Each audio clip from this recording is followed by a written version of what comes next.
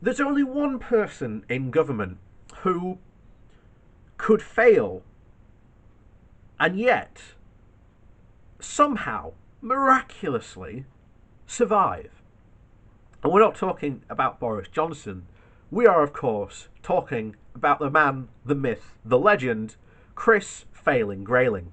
Yes, somehow,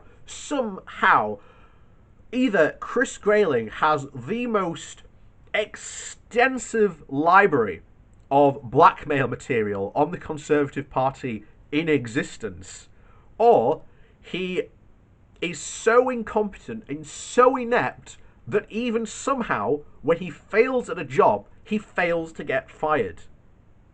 That is the kind of absolute critical mass of failure that we have to look at Chris Grayling. And recently, with his non-appointment, shall we say, to the Intelligence Committee, which, by the way, was meant to be a shoo-in of all things. They put him forward because they were 100% certain Chris Grayling would get that.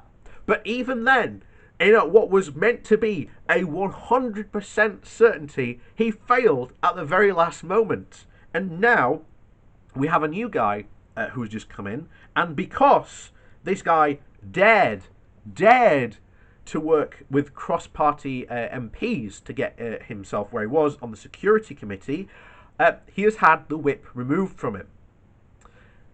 Well, only last week I said that Boris Johnson and his cabinet of cronies are not about, governing. They're about loyalty, and anyone who disrespects that loyalty, revenge is very taken on them very, very swiftly.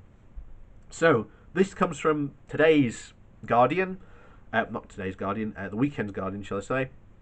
And the title of the article is, "If you don't profess your undying love for Boris Johnson, he'll seek to destroy you." If a leader wants to rule as if he has ruling a one-party state, the first institution he needs to bend to his will is not the judiciary, the civil service, or the free press, but the ruling party. The party gave him power, and it could take it away. He must turn it into the equivalent of Vladimir Putin's United Russia or Donald Trump's Republicans, and fill it with politicians too venal and too frightened to challenge the boss. Boris Johnson may not much know about he knows much about power, and God help Conservative MPs who inquire his bottomless vanity. But they all now know that they will just lose the chance of a job in his cabinet or a retirement home, or in the retirement home in the House of Lords. Johnson will attempt to destroy them. At first sight, his failure to impose the hopeless Chris Grayling as chair of the Parliamentary Intelligence and Security Committee was one of the few merry moments of 2020 has given us. Only Chris Grayling could lose a rigged election, said the Westminster Whigs. Johnson did not realise it until it was too late that a politician who could not park a car in an empty field would be so outmanoeuvred. Say what you like about Julian Lewis, the Conservative MP who manoeuvred his way to the prize, but he understands the defence and intelligence, and he's not a creature of Downing Street. His knowledge ought to have been a recommendation, given that the quid pro quo for granting the intelligence services more powers was granting the committee the power to scrutinise them. Johnson's reaction revealed his littleness. He stripped Lewis of the Tory whip. If he does not restore it, Lewis cannot retain his seat at the next election. Tory politicians now know that the price of angering the thin-skinned boss is a career-ending punishment. Johnson's first expelled dissidents in September last year were when he withdrew the Conservative whip from 21 MPs who tried to stop a no-deal Brexit. Johnson dismissed their defiance that the supporters of Brexit had never told the public in 2016 that crashing out of the EU without a deal was an option. A point worth remembering, as we could still crash out in January or leave with a deal so bad the result will be almost as dire. He remitted 11 before the 2019 election, as John Major had remitted rebels who defied him before the 1997 election. 10 others, including David Gooke, Philip Hammond, Rory Stewart, Justine Green, and Dominic Grieve, remained banished, and that was the end of them. The attack on Lewis takes this mean-mindedness to a new level. Parties can reasonably expel MPs for refusing to vote. There we go. Parties can reasonably expel MPs for repeatedly voting against the whip or refusing to support the manifesto. Lewis's crime was merely to win a committee chairmanship with the backing of other MPs from other parties.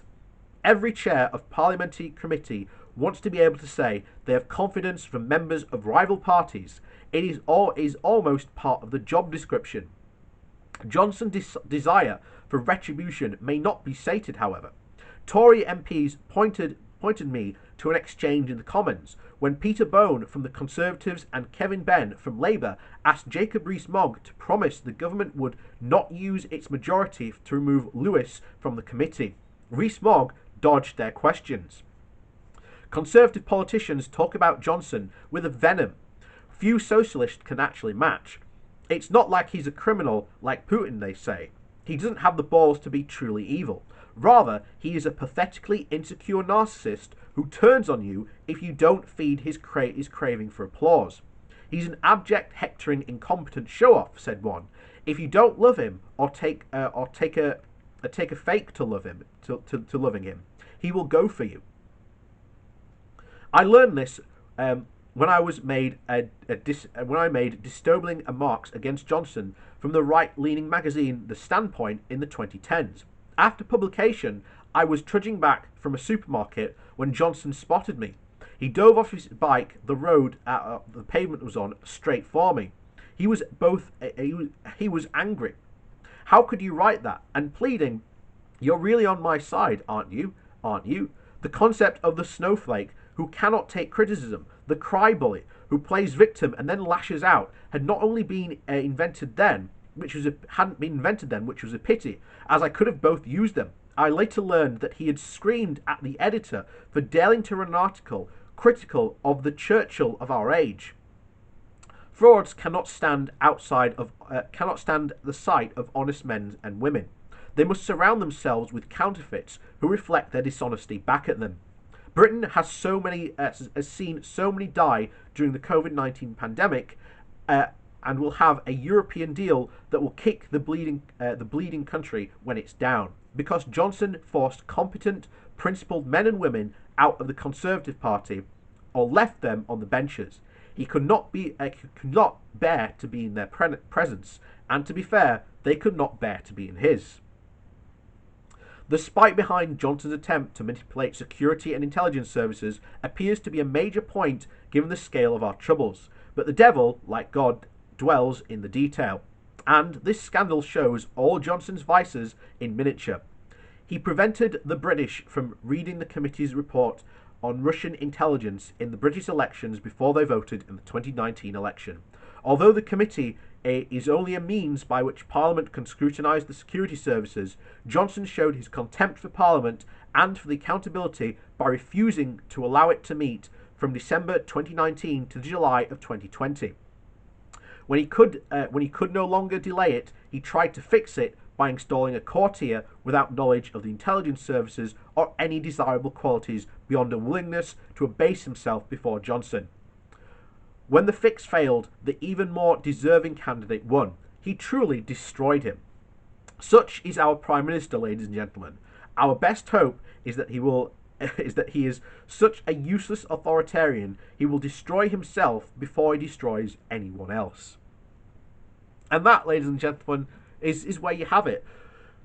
Boris there is just as fragile an ego as Donald Trump. And as you've seen there, he will just end politicians' careers. There is a reason why so many actual competent people with actual knowledge and expertise are not sitting on his cabinet front bench. They are currently all